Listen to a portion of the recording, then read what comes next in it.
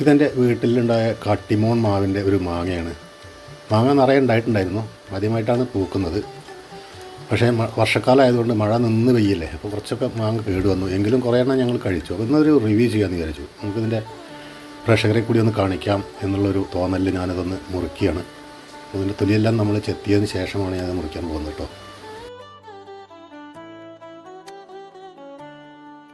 അപ്പോൾ ഇതിന് കേടൊന്നും ഇല്ല എന്നാണ് ഇത് കണ്ടിട്ട് തോന്നുന്നത്. കാരണം നിങ്ങൾക്കിവിടെ കാണാവുന്നതാണ്. സുന്ദരമായിട്ടുള്ള കളറ്, നല്ല ടേസ്റ്റി ആയിട്ടുള്ളൊരു മാങ്ങയാണ്. ഇത് കണ്ടാലേ അറിയാം. എന്തായാലും നമുക്കിത് മുഴുവൻ മുറിച്ചിട്ട് ഇതിൻ്റെ ടേസ്റ്റ് കൂടി ഒന്ന് നോക്കാം. ഇതിൻ്റെ സീഡ് കണ്ടില്ലേ, വളരെ കനം കുറവ്, ഒരു ബ്ലേഡിൻ്റെ കനമുള്ളൂ.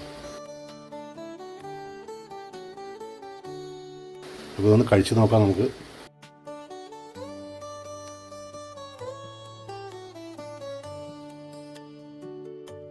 ഒന്നും പറയില്ല കേട്ടോ, നാര് തീരെയില്ല.